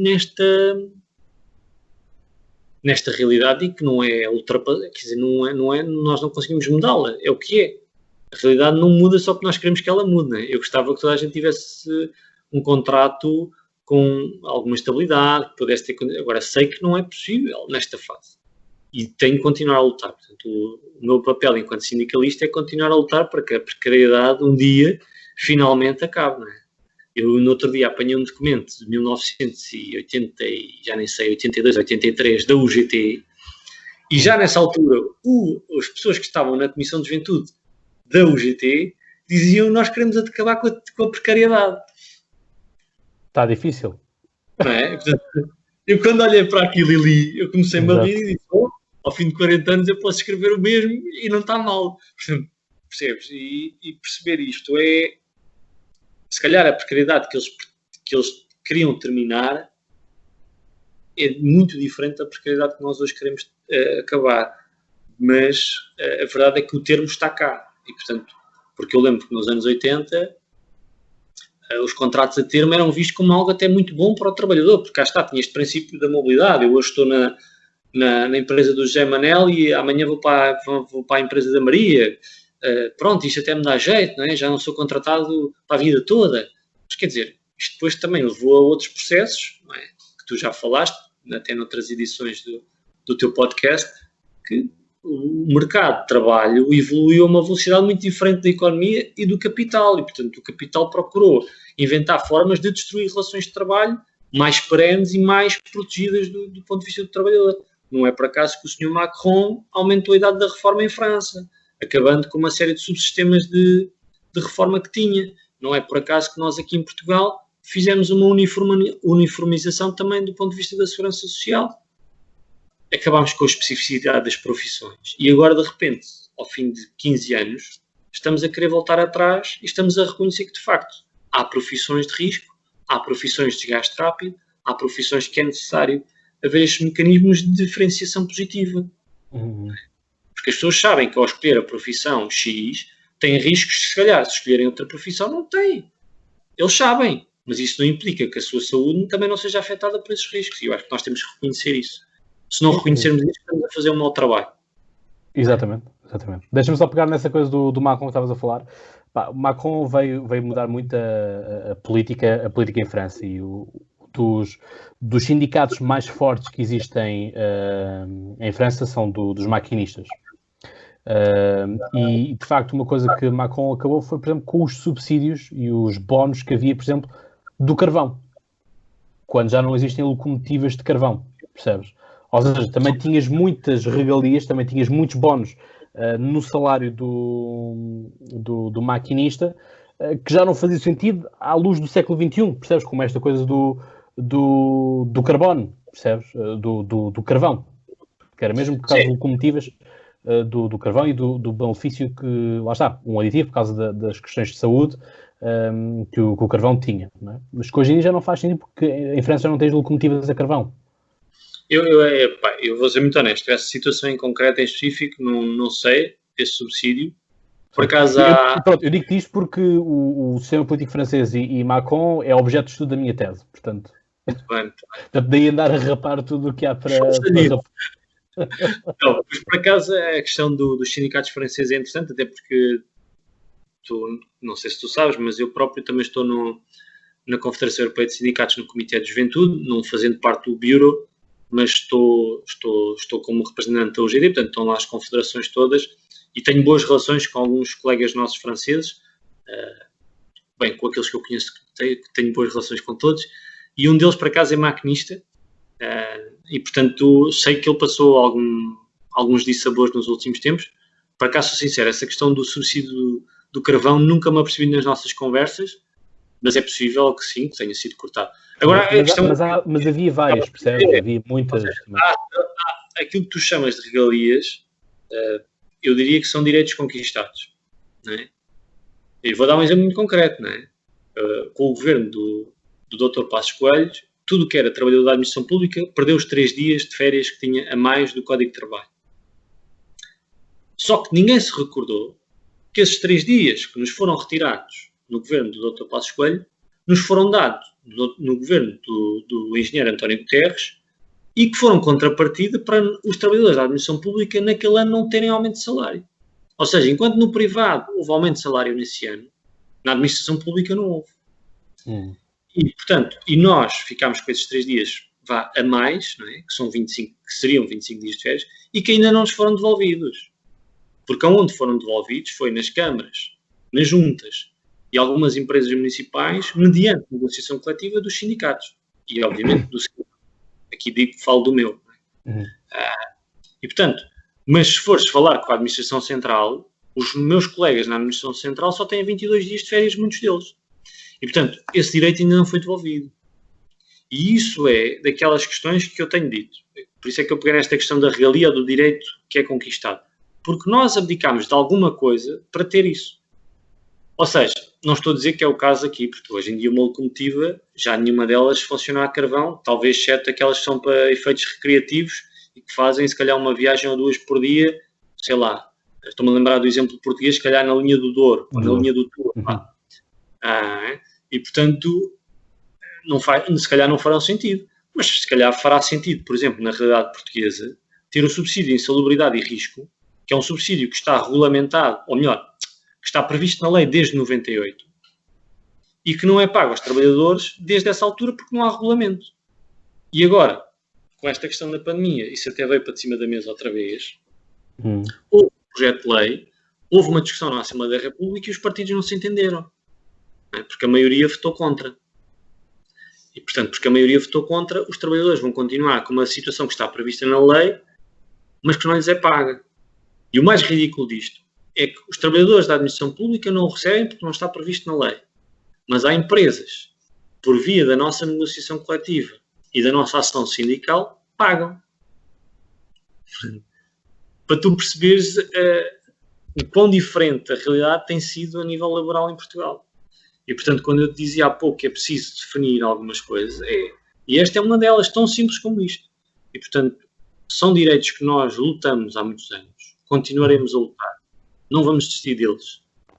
Eu quando comecei a trabalhar na administração pública, em 2011, para tu teres ideia, tinha direito a subsídio de locação na minha Câmara Municipal,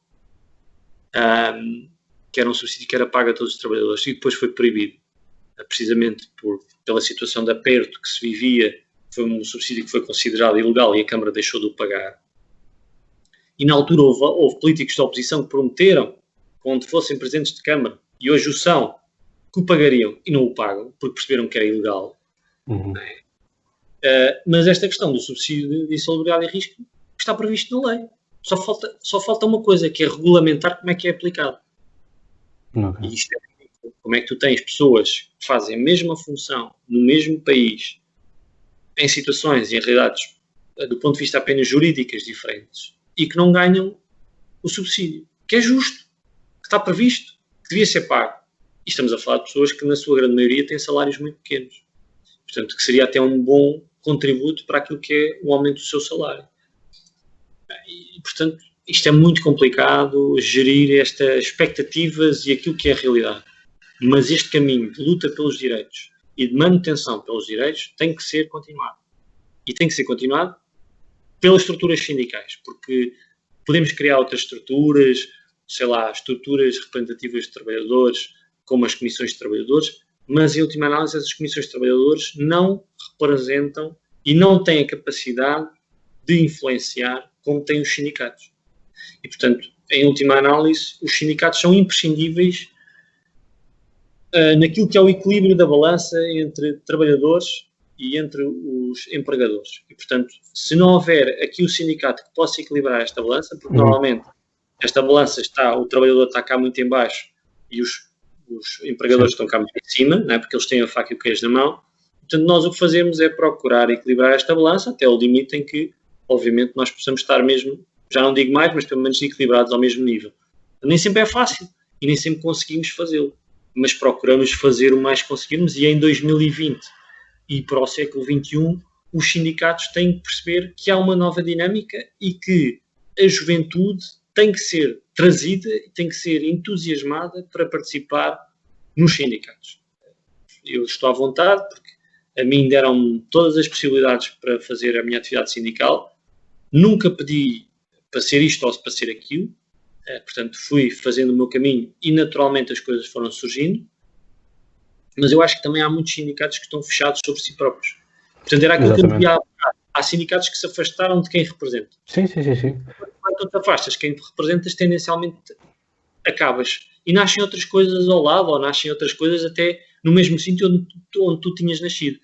E, portanto, eu acho que o grande desafio é este, é nunca perder esta proximidade a quem tu representas, perceber estas novas realidades de trabalho, porque são o futuro, em muitas áreas, e tentar ir gerindo aquilo que for os melhores interesses de todos os teus, de todos aqueles que tu representas. Porque, obviamente, se tu tiveres 20 mil associados, certamente não haverão 2 a pensar de forma igual. Portanto, tens que encontrar pontos em comum entre esses 20 mil interesses para que tu consigas ter uma agenda, para tu teres um caderno reivindicativo, para tu teres um planeamento daquilo que é a tua ideia para o teu setor. E eu acho que isso é o grande desafio que nós temos para o futuro. Sem dúvida. Como é que se costuma dizer? Direito conquistado é direito inalienável, não é? Exatamente. Sei que há uma frase assim... Qualquer coisa desse género, também não sei a frase, muito honestamente. Sim, mas pronto, sei que é... Pelo menos a mensagem é essa, não é? Portanto, se eu puder fazer uma alteração a título individual, e isto não é de ninguém, é meu, é direito conquistado não pode ser roubado. Parece-me bem. Acho que tivemos aqui uma boa conversa, quase hora e meia, mas acho que está um programa bastante rico. Eu diria que estará tão rico como o episódio 8 que fiz sobre, portanto, vê tu bem, é o episódio 199, estou a fazer aqui referência ao episódio número 8, que fiz na altura com a Secretária de Estado da Cidadania e Igualdade, a doutora Catarina Marcelino, que depois saiu quando foi a remodelação e agora é deputada, portanto, voltou a ser eleita deputada, e mantém as suas lutas pela igualdade de género e tudo mais. E é um episódio também sim bastante longo, quase 2 horas, mas de facto o feminismo é trabalhado de uma ponta à outra, do ponto de vista histórico, da evolução toda, bem como é o feminismo nos dias de hoje. E eu acho que este episódio que gravámos aqui, acho que tem um caráter também assim pedagógico nisso, ou seja, focámos essencialmente nesta questão do comportamento do sindicalismo e ao cabo a questão dos direitos laborais e todo o comportamento de trabalhadores e de patronato em tempo da pandemia, mas acho que acabámos por trazer aqui também muitas coisas, do ponto de vista histórico também da evolução da forma, também esta questão toda dos novos sindicatos que nos aparecem, mas também esta questão toda de comportamento, e lá está, eu durante os primeiros episódios que eu fiz referente à pandemia, que focava obviamente nesta questão social, porque acho que também essa deve ser também a minha forma de estar, porque lá está, eu nunca sempre reivindiquei para mim, sou o patrão e reivindico para mim próprio. sempre reivindiquei para mim próprio este caráter pedagógico no podcast, ou seja, que as pessoas não o consumam apenas pelo comentário, mas que possam também, ouvindo, aprender de alguma forma e dar alguma resposta ou aconselhamento, se assim quiser chamar, do que é que devem fazer. Portanto, sempre procurei também essa parte e acho que é bom. E, portanto, na altura lembro-me de falar e de apelar que as pessoas dialogassem com os patrões, ou seja, que não procurassem o confronto direto gratuito, mas que procurassem com boa fé um meio termo, lá está, meio termo, em que exercesse o trabalhador em querer baixar o salário, mas o empregado querer continuar a trabalhar, que fossem possíveis, porque lá está, existem pessoas terceiras envolvidas nisto, porque o salário que eu ganho não é apenas meu, é da família, é da pessoa com quem estou, é do que quer que seja, não é? Até pode ser um salário partilhado com o gato e com o periquito, mas tudo isso tem consequências, não é? Portanto, daí achar que... Eu gosto muito da lógica japonesa, sabes? Dos bons traços de comunicação entre empregado e empregador, percebes? Eu acho que às vezes o sindicalismo europeu, de uma forma geral, não quero generalizar, mas vamos pôr aqui um traço, é muito visto na base do confronto, percebes? Acho que facilmente se parte para o confronto por inflexibilidade de parte a parte, percebes? Aqui não estou a dizer que a culpa é de um ou do outro. Eu acho que é uma concepção que foi sendo construída na sociedade. Eu vou ser muito honesto. A realidade que eu vivo, estando por dentro, ou seja, uma coisa era aquilo que era a minha perspectiva, estando apenas como sócio até. Outra coisa é a realidade que eu tenho enquanto ao fim e ao cabo sindicalista. É que nós gastamos 90% do nosso tempo em negociação. Só que esses 90% de tempo que é gasto em negociação não é visível. No exterior não é visível. Ou seja, as pessoas não têm essa percepção de que nós perdemos imensas horas, perdemos imensos meses às vezes de trabalho. Eu já tive acordos coletivos de trabalho que me levaram 2 anos a discutir. E nesses 2 anos implicaram diversas horas ao telemóvel, ao computador a fazer cenários, a discutir texto, a discutir tudo o que era possível discutir. Implicaram reuniões a não sei quantos quilómetros de distância de casa, em que perdi dias e dias de trabalho. E, portanto, eu acho que cá está. Depois, o que é que as pessoas traem? É a manifestação quando chega aquele momento onde tu não conseguiste chegar a acordo e onde é preciso ficar para fora e dizer, olha, meus amigos, nós não conseguimos mais porque eles lá dentro não quiseram. Portanto, também nós procuramos não chegar a esse ponto. A verdade é esta. Mas muitas das vezes somos empurrados para isso. E há uma inflexibilidade, muitas das vezes, por parte de algumas entidades empregadoras, no sentido de não permitir que os sindicatos cresçam e não permitir que os sindicatos desenvolvam o seu trabalho. Portanto, qualquer entidade empregadora não pode impossibilitar o acesso de um membro de um sindicato às suas instalações.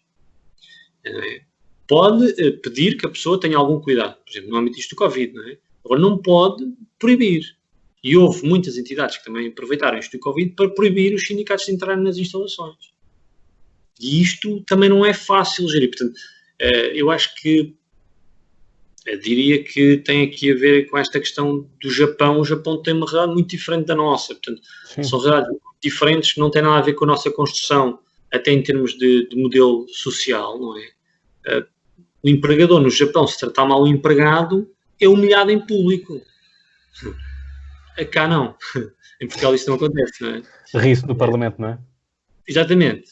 E, portanto, para tu teres ideia da diferença, não é? Por exemplo, eu lembro-me cá há uns anos atrás, na Coreia do Sul, que tem um sistema de construção mental muito semelhante ao Japão, um dos principais empregadores no país, o CEO da empresa, desviou dinheiro, foi apanhado e, quando se demitiu, foi obrigado a vir a público pedir desculpa. Isto em Portugal onde é que aconteceu? Nunca vi. Quando eu dia vir isso, talvez os sindicatos também façam outro tipo de atividade. Agora, nós somos os denunciantes muitas das vezes deste tipo de situações nas empresas.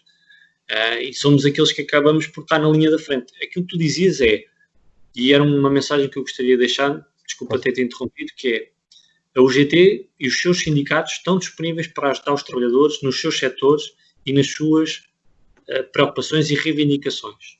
Existem contactos, existem os sites, o Facebook, enfim, podem nos contactar das mais diversas formas para nós tentarmos ser os mediadores, porque às vezes há situações onde o trabalhador fica literalmente sozinho e não tem que ficar sozinho. Existe um sindicato, existe uma estrutura que pode ajudá-lo, que está cá para isso. Ou seja, nós estamos cá para isso. Não estamos cá só para fazer manifestações ou só para abanar panos. Não, nós estamos cá efetivamente para ajudar os nossos colegas. Eu acho que isto é que é o mais determinante da ação sindical.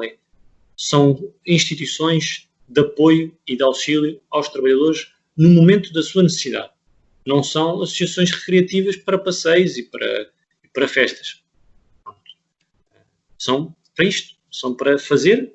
Eu costumo dizer, o sindicato é como o médico. Está lá para ajudar quando é preciso. Nós não temos que ir sempre ao médico. Às vezes há situações onde nós conseguimos resolver sozinhos. E há situações onde precisamos ir ao médico. Portanto, o sindicato está cá para isto. Para resolver quando é preciso. E pronto. E desculpa, Cláudia, ter-te interrompido. Não, de todo. Não, eu também concluí a minha ideia, portanto, a ideia estava passada. Mas sim, concordo com isso. Lá está. Acho que bom senso faz bem a toda a gente e acho que não devemos de partir para uma forma agressiva. E eu digo isto mesmo até por experiência própria, não em sindicato. Não é uma experiência totalmente comparável, mas quando estava na comissão pedagógica, havia pessoas que estavam na comissão pedagógica e faziam uma posição de finca-pé contra os professores. Eu tive um professor que, numa reunião, no final de uma reunião da Comissão Pedagógica, veio ter comigo e perguntou-me se eu era de direita.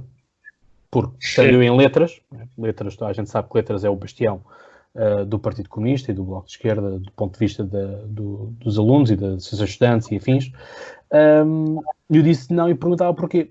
E eles disseram, não, é que você tem um discurso eloquente e moderado.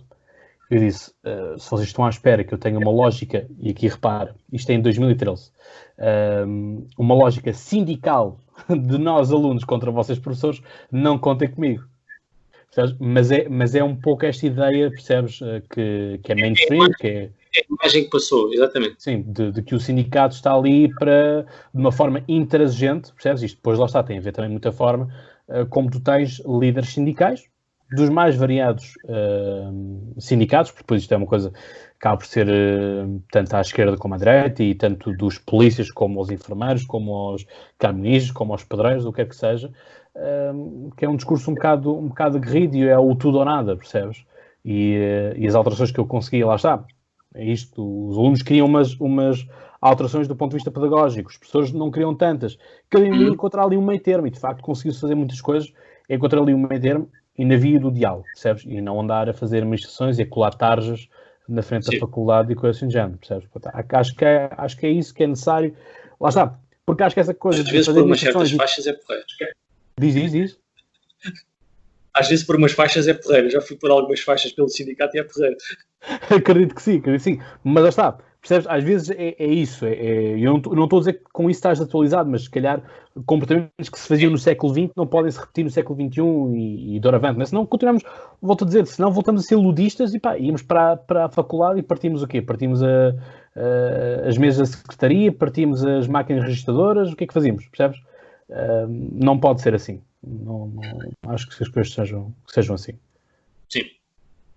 É verdade. Muito bem. Olha, acho que concluímos bem o episódio. Ultrapassámos a 1h30, portanto, estamos aqui com uma boa média. Já há algum tempo que eu já não me alongava assim tanto em episódio. Acho que para aí dos mais recentes, dos mais longos que eu devo ter feito, deve ter sido para aí 45 minutos, 50 minutos, se tanto. Portanto, aqui superamos um bocadinho, mas lá está, falámos aqui muitas coisas e, portanto, foi um gosto também falar contigo. Nós que vi, quando nos encontramos, também falamos imenso destas coisas e, portanto, já estava mais ou menos prometido que virias ao podcast, não é? Mas as circunstâncias iam alterando. Eu próprio também entrei numa lógica, depois das eleições legislativas, entrei numa lógica, também devido ao trabalho, de fazer mais monólogos e não tanto entrevistas, e portanto esta parte assim do Covid veio-me lembrar que realmente existem ferramentas como Skype, como Zoom, que permitem manter assim o registro de entrevistas, não pessoalmente, mas lá está. Acho que as dinâmicas, quando estás ali pessoal, quando estás no tato, acabam também as conversas fluir de uma certa forma, que aqui que podem não fluir desta forma, a menos que tu realmente conheces muito bem a pessoa, porque lá está, a linguagem corporal também indica muita coisa, e se calhar comunicas mais de forma corporal do que propriamente vocal ou verbal, portanto acabas por ter essas dinâmicas, não é? Portanto, acabas por ter... falar muito com as mãos, portanto...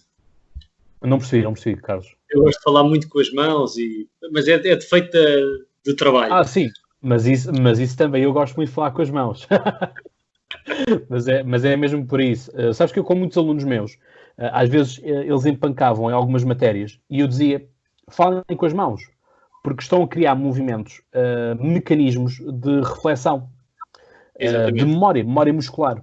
E, portanto, se vocês fizerem um certo movimento, vão desencadear mecanismos também de memória do próprio cérebro, que vai desencadear as respostas. Portanto, e às vezes lá estavam eles nos testes a fazerem movimentos com as mãos e eu, olha, a técnica a ser aplicada e, portanto, acaba por ser assim um tanto assim.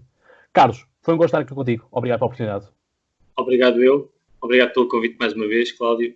Desejar-te as maiores felicidades. Esperar que o episódio 200 seja o mais espetacular possível e que alcances tudo aquilo que desejas na tua vida. E mais uma vez, obrigado. E aproveitar também esta ocasião para desejar aos espectadores do podcast que a UGT está sempre porta aberta e disponível para receber todos aqueles que tiverem problemas ou que simplesmente se queiram ajudar e contribuir para este movimento mundial que é o sindicalismo. Muito bem. E é assim que concluímos. Obrigado, Carlos, pela tua mensagem. Obrigado também a ti que estás a ver ou a ouvir porque, já sabes, isto está em todo lado, está no YouTube, está no Spotify, Apple Podcasts, Radio Public, Castbox, enfim, é interminável o número de aplicações que existem para os podcasts. Dizer que neste momento existem mais de 200 em todo o mundo. Enfim, o podcast será onde tu quiseres que ele esteja e, portanto, já sabes, ajuda a crescer também este podcast e, portanto, é uma questão de seguires e partilhares também nas redes sociais, levar as questões também e, obviamente, eu espero, então, por ti, no episódio 200, já sabes, no Tour da Estante. Portanto, vai ser um carrossel de livros e comentário também aos livros que vou ter. Alguns poderão surpreender-te, alguns talvez não. Alguns posso recomendar, outros, se calhar, vou dizer que foram um flop, mas isso então fica então para o próximo episódio número 200. Já sabes, até lá tem boas conversas aqui no Podcast Conversa. Um abraço.